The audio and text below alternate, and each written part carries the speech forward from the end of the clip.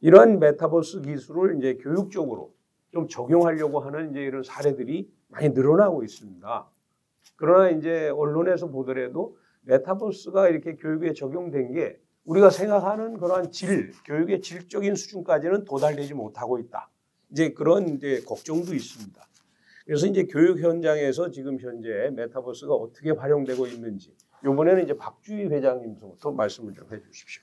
네, 지금 현재 이제 메타버스를 이제 적용한 대표적인 사례는 사실은 이제 의료 분야에서 이제 실감형 컨텐츠로 그 가상 수술이라든지 이런 부분에서 아주 정밀한 그 컨텐츠를 만들어서 의사나 간호사들이 그 메디컬 현장에서 환자들을 살리기 위한 그 노력으로 상당 수준의 컨텐츠가 만들어서 지금 활용하고 있습니다. 현장에서. 그러나 이제 그것이 워낙 그 제작하는 그 비용이라든지 이 시나리오를 만드는 것이 오래 걸리고 또 그 3D 환경에서 그거 하나 이렇게 다 제작하는 것이 시간이 많이 걸리는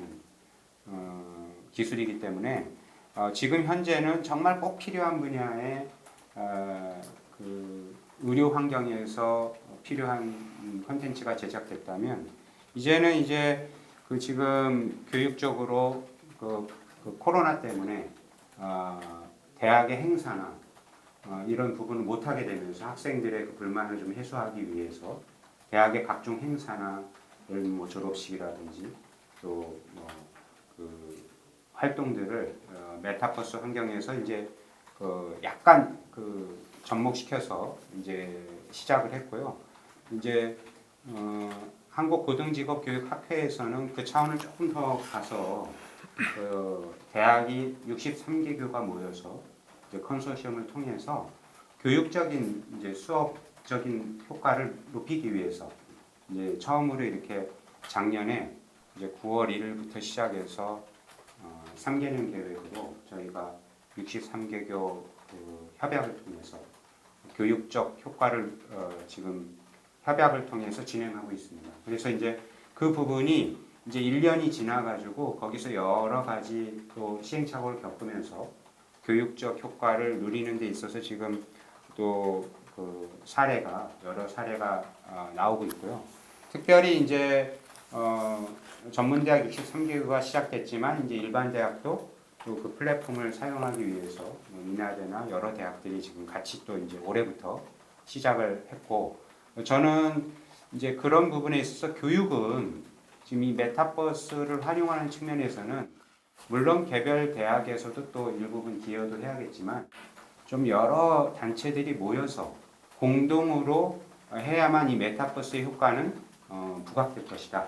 그래서 저는 이러한 이제 지금까지는 미약했지만 앞으로 여러 기술들이 발전하면서 빠른 템포를 하려면 일부분은 단체들이 모여서 같이 하는 방향으로 하면 좋지 않을까. 그래서 지금까지의 사례로 봤을 때는 교육 현장에서는 아주 기술적인 수업 효과보다는 코로나 2년 동안의 그 행사 중심의 또는 일부 간단한 수업 이렇게 적용을 좀 해본 걸로 제가 이렇게 알고 있습니다.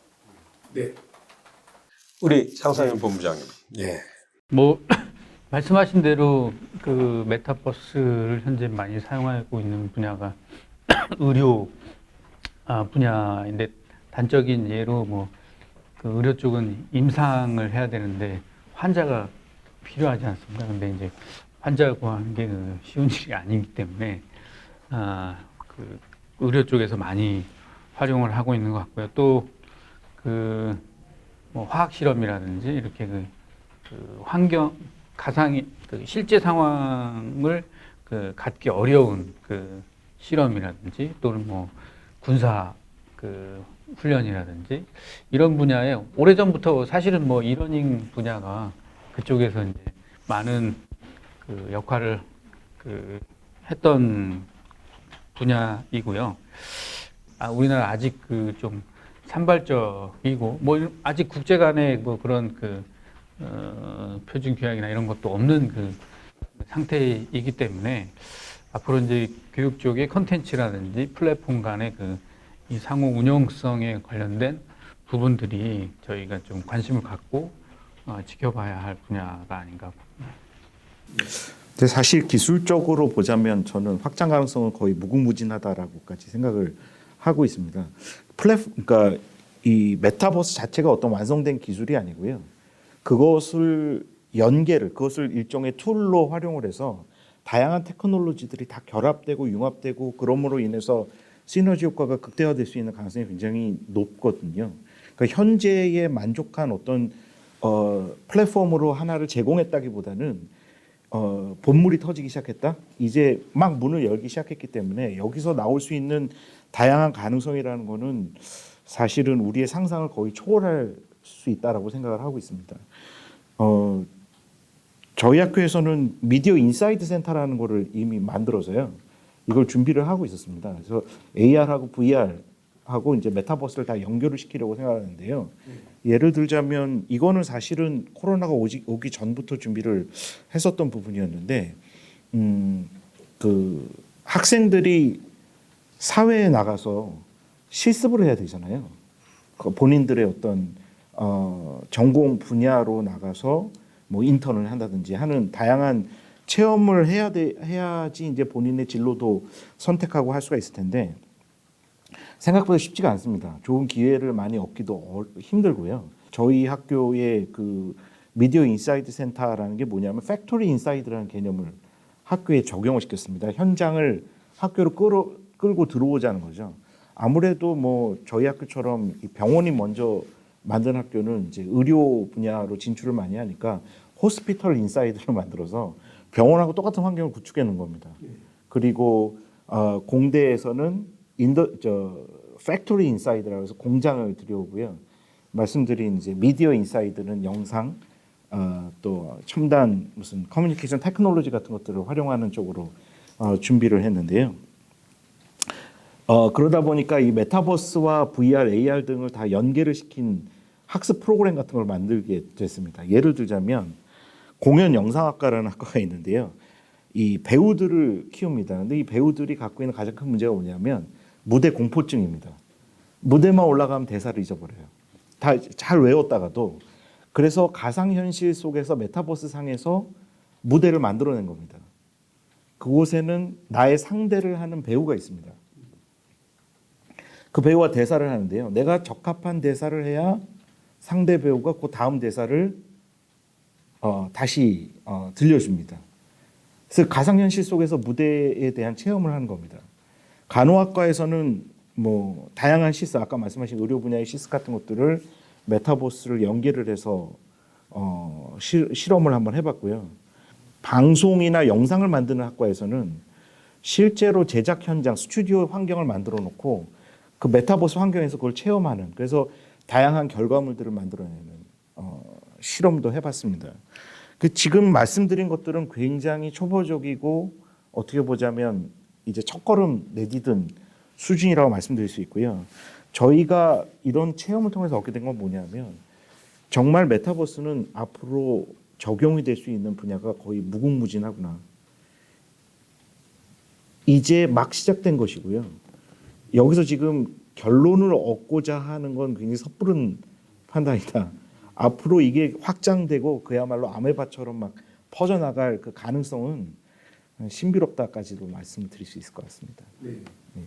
예, 교육 분야에서 메타버스 활용한 사례들을 보기 위해서 요새 메타버스 구축 사례들이 많이 나오는데, 그래서 제가 그 교육 분야 구축 사례들을 좀 수집을 해서 분류를 좀 해봤습니다. 그래서 제 나름대로 분류한 바로는 이제 초기에는 거의 그 홈페이지 대용으로 간단하게 메타버스 상의 학교 공간을 구축해 놓고 학교 소개 같은 식으로 해서 가볍게 이제 시작을 했고요. 그 다음에 보면 제 생각으로는 크게 이제 일회성 이벤트하고 상시 운영 서비스로 나눠볼 수 있을 것 같고요.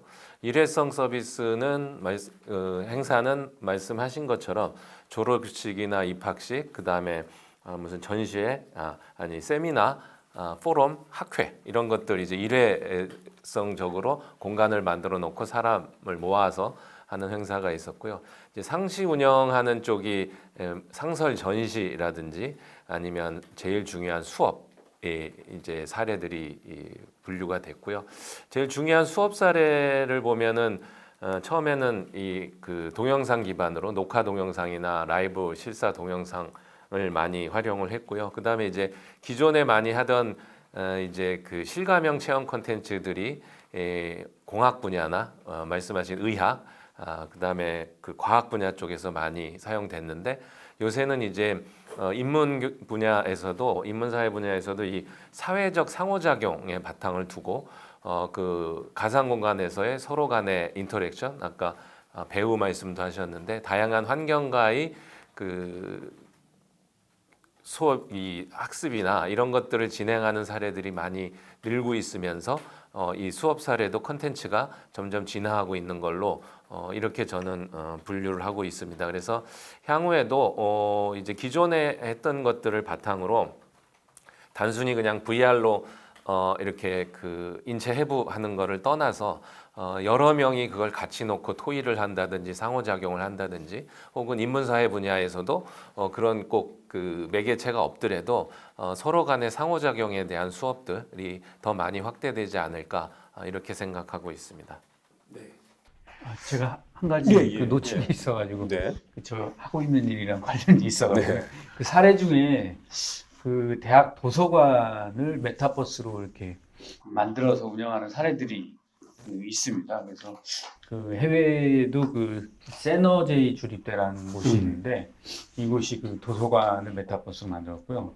국내에도 그 한성대학교하고 강원대학교가 네. 오래전부터 그 도서관을 메타버스로 만들어서 지금 운영하고 있어서 아까 그 박기현 그 대표님 말씀하신 대로 이제 상시 운영될 수 있는 공간이 도서관이 될 수 있기 때문에 이분은 그 대학에서 메타버스로 그 전환하기 아주 좋은 그 조건을 가지고 있는 그 공간이라서 지금도 이제 대학들이 준비를 하고 있지만 앞으로 대학에서 좀 많은 대학들이 도서관의 메타버스 전환 이 부분에도 또 관심이 필요한 네.